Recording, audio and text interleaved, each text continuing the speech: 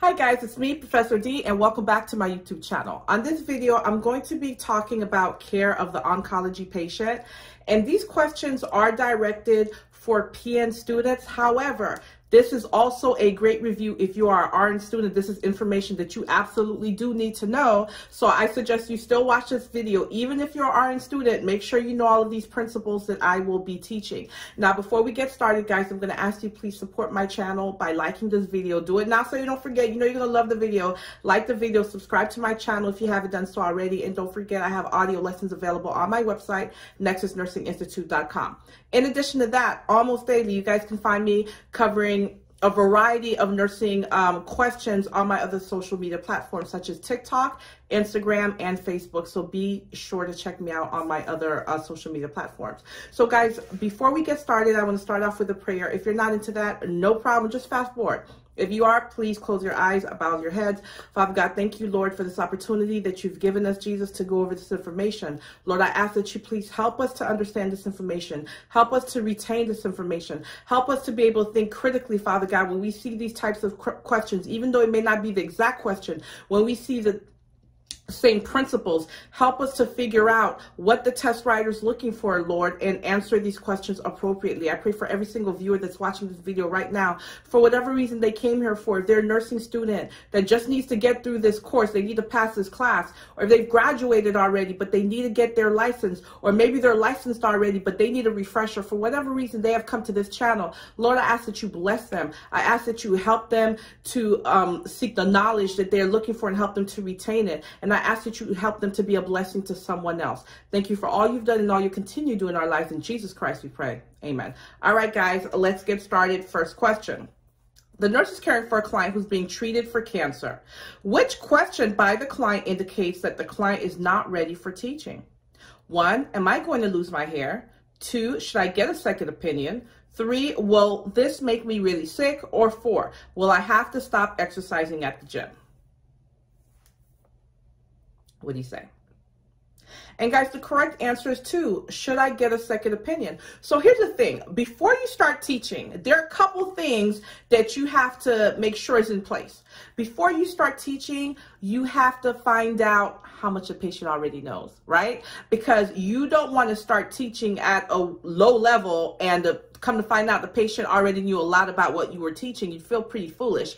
And you don't want to start teaching at a higher level and assume that the patient knows certain things that they really don't. So you want to find out how much the patient knows. That's number 1.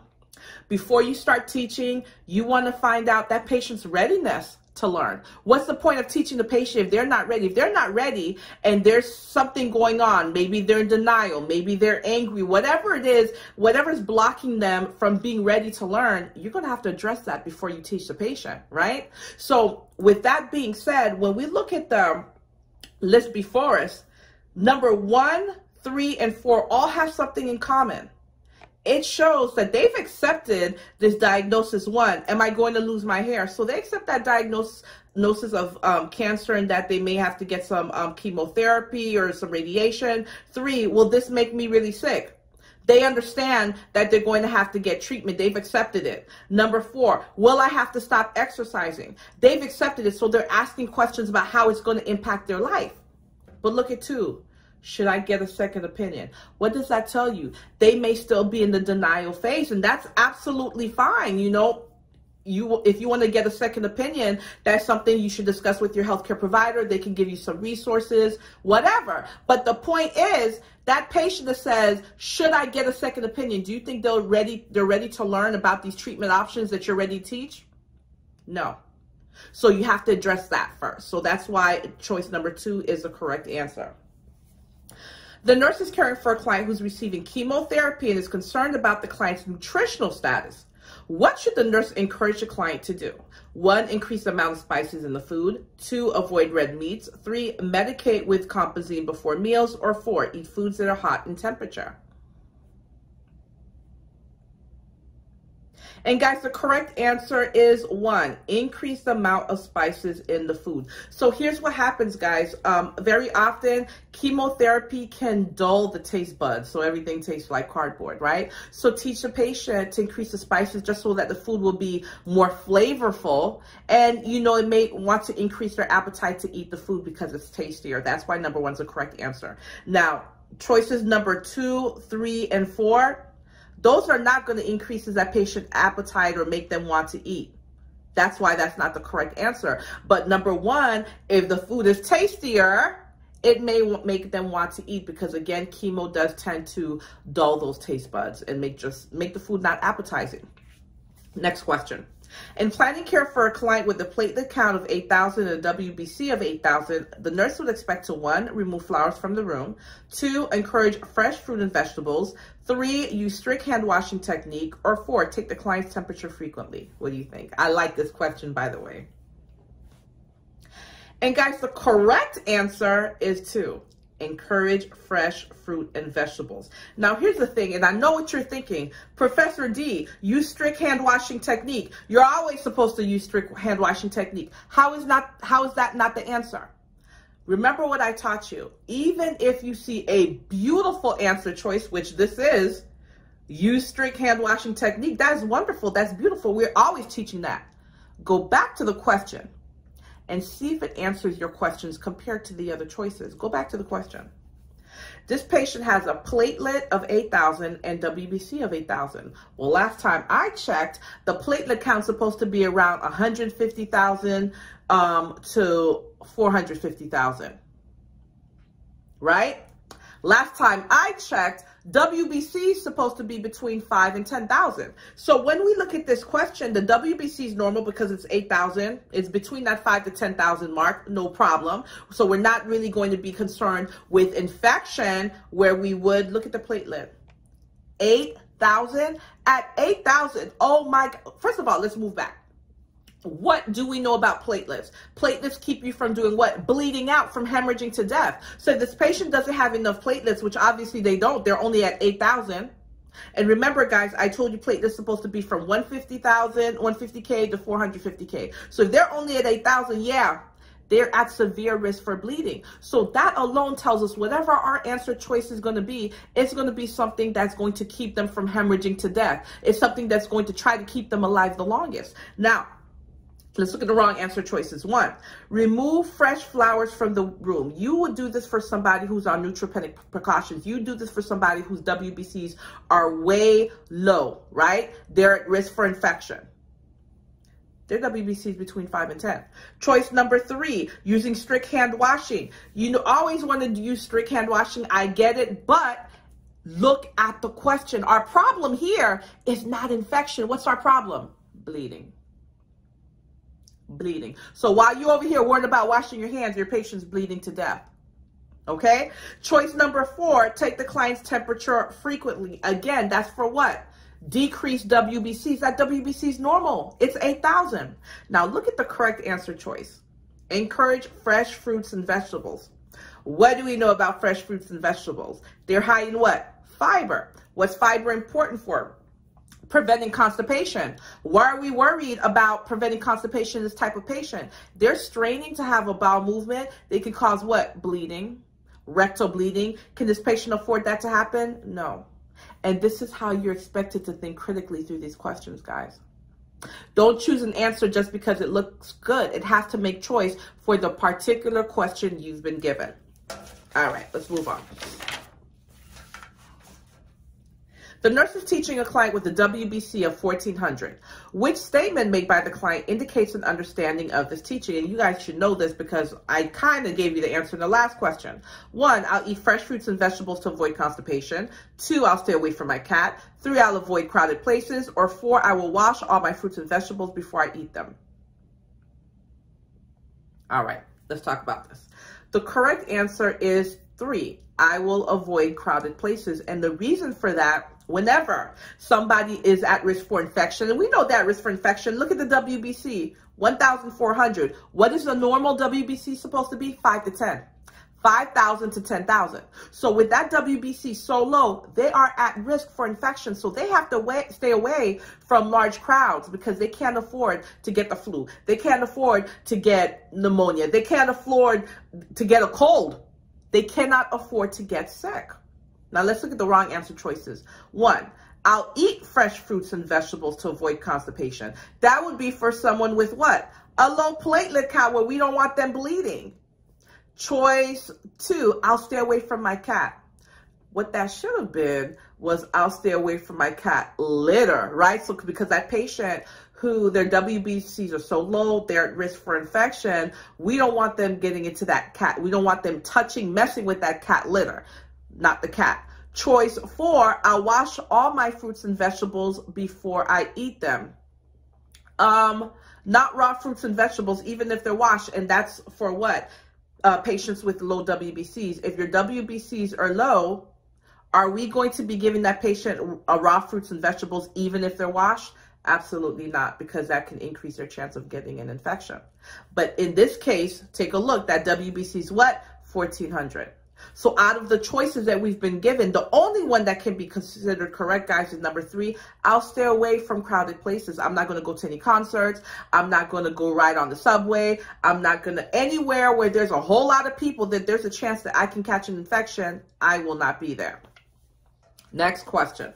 In evaluating the client with cancer, what best indicates that the nutritional status is adequate? 1, calorie intake. 2, stable weight. 3, nausea and vomiting. 4, serum protein level. Okay, guys, and we're looking for the correct answer for adequate nutritional intake. Correct answer is 2. Their weight is stable. It's not like we're feeding them all these calories, we're feeding them all these carbs, and they're not gaining any weight. Right? That weight is stable. That's what let us know. That is the best indicator of their nutritional status, and that is adequate for this list of questions that we're given. An adult client newly diagnosed with cancer says, I'm really afraid of dying. Who's going to take care of my children?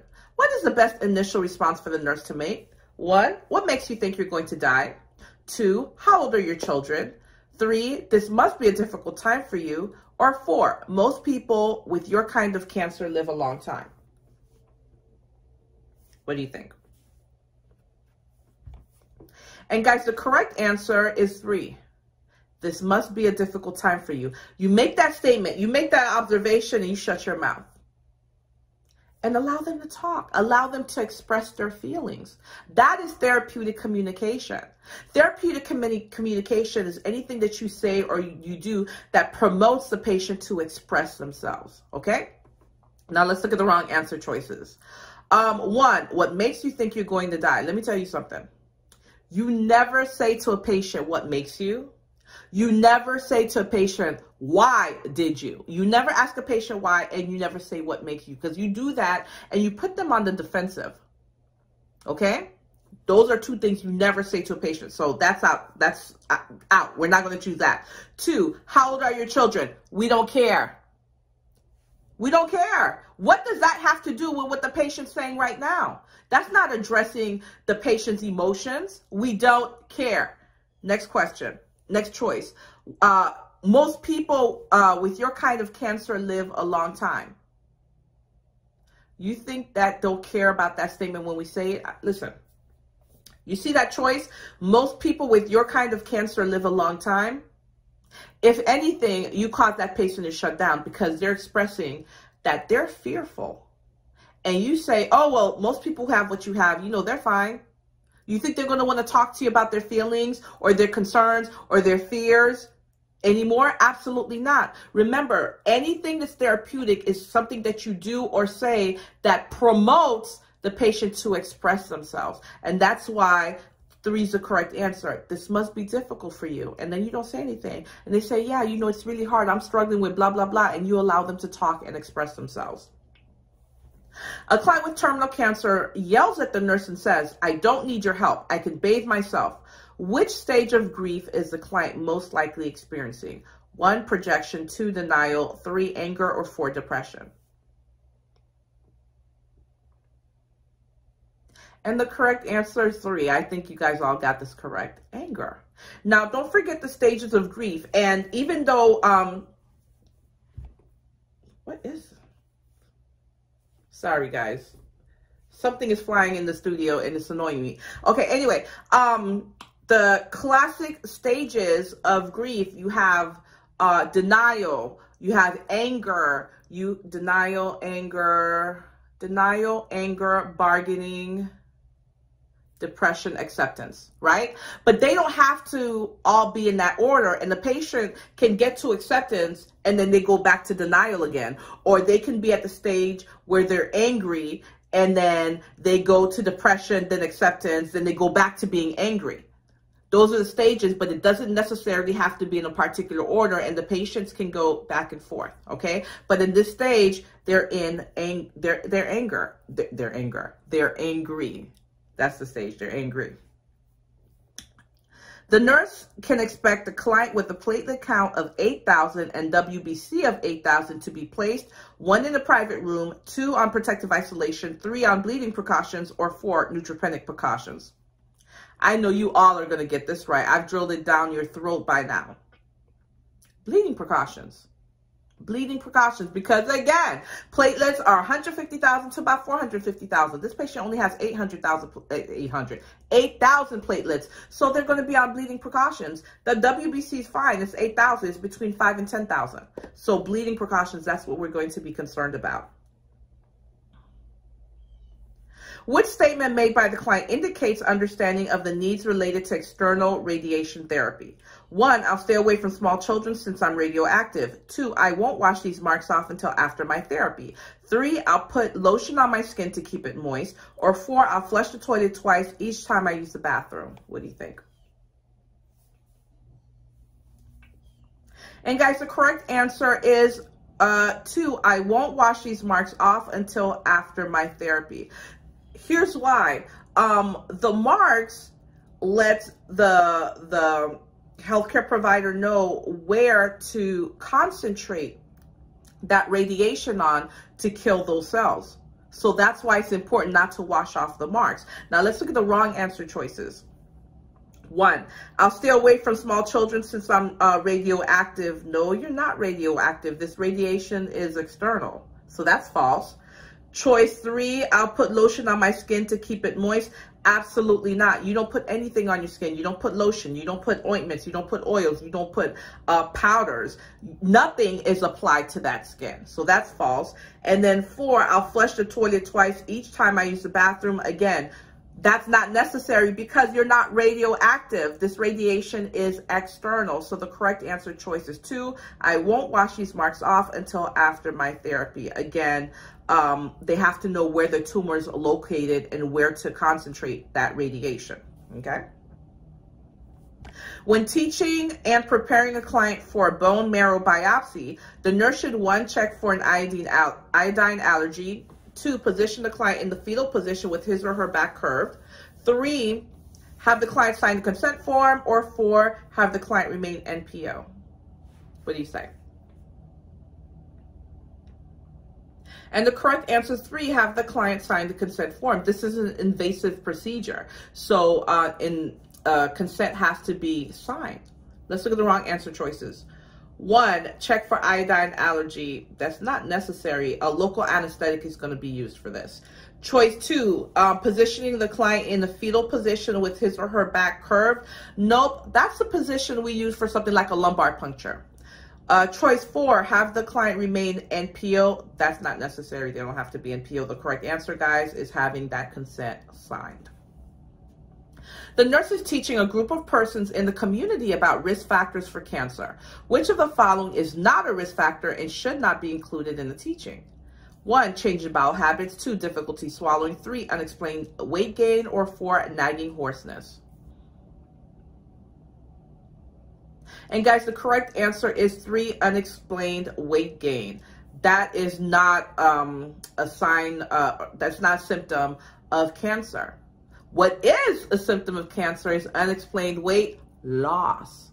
So choices 1, 2, 4 plus unexplained weight loss, those are signs of cancer. Now, granted, guys, non-specific signs of cancer, but cancer should be suspected when you hear those types of complaints. It's not something that should be ruled out until it's been proven otherwise.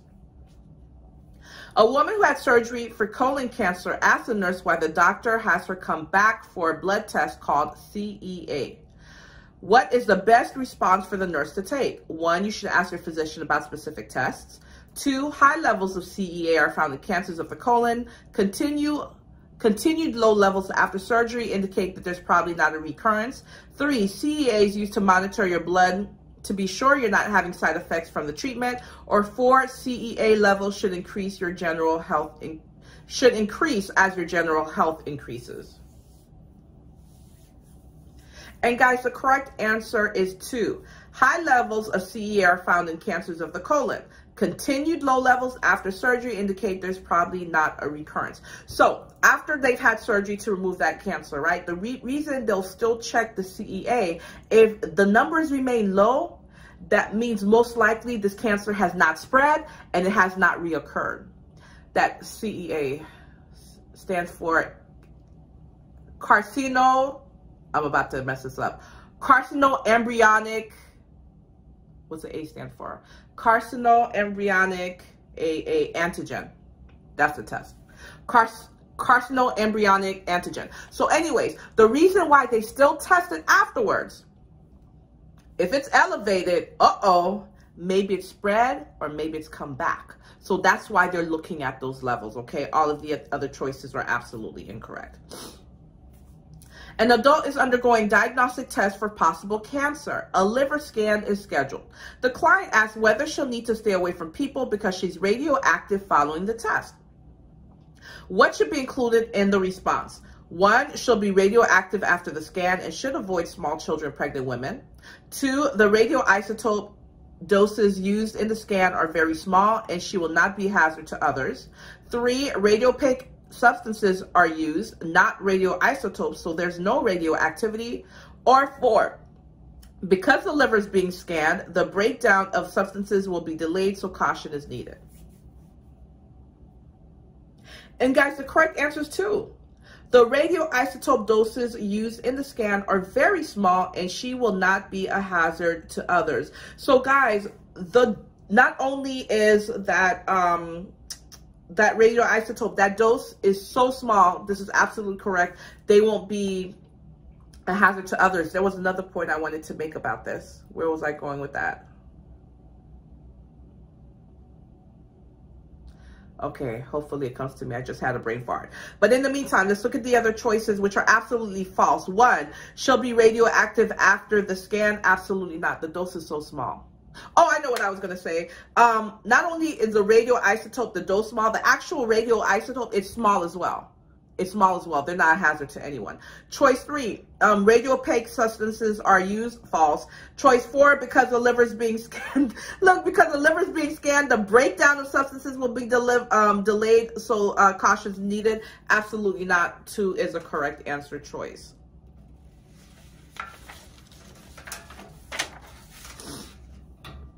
A client's been receiving chemo for cancer and has stomatitis. What nursing care is indicated because the client has stomatitis? 1, have the client rinse his or her mouth well with Listerine or other mouthwash before and after eating.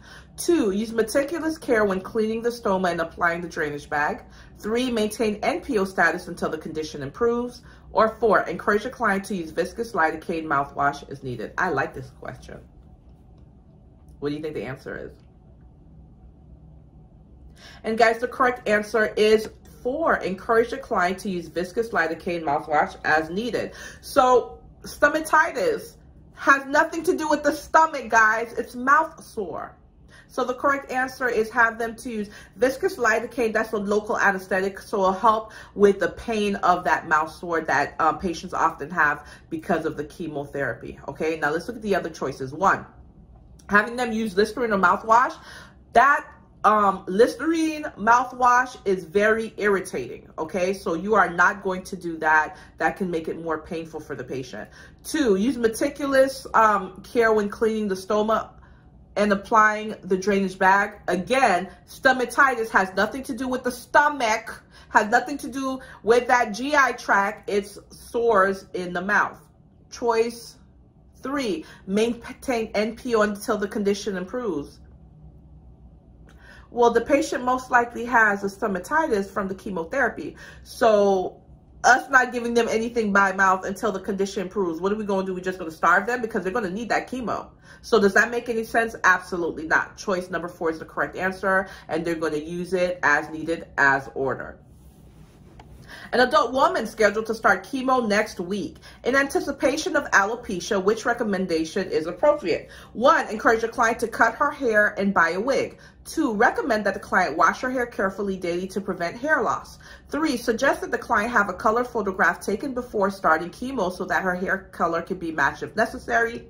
Or 4, explain to the client that she should plan to have a hair transplant following the chemotherapy. This is important for you guys to know, okay? The correct answer is 1. Encourage the client to cut her hair and buy a wig. Here is why. You want them to start acceptance of that hair loss as early as possible. You're not going to push them to do that, but that is a conversation you need to start having with them as soon as possible. Why? Because when they go shopping for their wigs, you should encourage them to find a wig that most likely resembles the color, the length, the style, and the consistency of the hair that the patient has right now. So that when that hair does start to get fragile, does start to get thin, it does start to fall out, and they have that wig, it's not a dramatic change. So while that hair is still strong in their head, you're going to encourage them to start looking around and try to find a way to match what they look like as soon as possible. Okay, and that's why that's the correct answer. Now let's look at the wrong answer choices. Choice 2, recommend that they wash their hair to prevent hair loss. That's not going to work. The hair most likely is going to fall out. Most likely is going to get weak. So false. Choice 3, suggest the client take a color photograph. Not necessary when you had choice, the correct answer choice, which is encouraging her to cut the hair and to buy a wig that most likely matches her hair right now. Choice 4, hair transplants not necessary because after chemo, the hair usually grows back.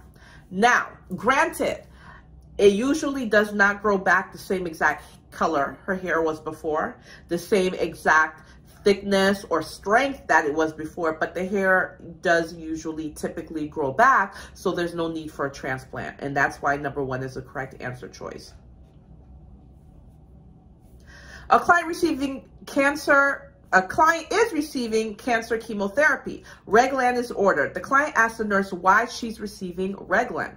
The nurse's response is most accurate when she says, 1, Reglan is a stool softener and will help with the constipation that the chemotherapy might cause. 2, Reglan will help alopecia. 3, Reglan will help prevent diarrhea. Or 4, Reglan will help control nausea and vomiting. And the correct answer is 4. Reglan will help control nausea and vomiting. This medication is an antiemetic, and that's why number 4 is the correct answer choice. And guys, we are down to our last question. Which instruction is appropriate for the nurse to give the client who is undergoing external radiation therapy? 1, avoid gas-forming foods such as beans and cabbage. 2, be sure to get outdoors in the sun for a few minutes each day. 3, do not apply powders, deodorants, or ointments to your skin. Or 4, wear tight-fitting clothes, and tight-fitting clothes will give you the most support. And guys, the correct answer is 3. Do not apply powders, deodorants, or ointments to your skin. Let me add one more to that list, and that's lotion, okay? 1, will be irritating to the skin, and number 2, they can block the radiation beams. So we don't want anything on the skin. That's why that's the correct answer. Now let's look at the wrong answer choices. 1, avoid gas-forming foods such as beans and cabbage. That's not necessary. You'd really give that advice to a patient who has something like a colostomy. Choice 2, be sure to get outdoors in the sun for a few minutes each day. This patient's getting external radiation. That skin is already going to be irritated. that sun is going to make it worse. So that's not the correct answer. And then 4, wearing tight-fitting clothes, that's going to irritate the skin even more. You're actually going to teach a patient the opposite. You're going to teach them to wear loose-fitted clothes. And guys, that is nursing care of the oncology patient. And as I said, this was a review for LPNs, but if you are an RN student, this is a great review for you as well. Make sure you know this information, because you're going to have to know it as the foundation of the question that you're going to get anyway. Guys, let me know what you thought about this video. Let me know if there's anything you'd like me to cover that I haven't done so already, or maybe I have, but you'd like to see me cover it more extensively. Don't forget, I have audio lessons on my website, nexusnursinginstitute.com. And also, you guys can catch me almost daily covering a variety of nursing topics on my other social media platforms, such as TikTok, Instagram, and Facebook. Thank you so much for watching this video, and you guys will catch me on the next video.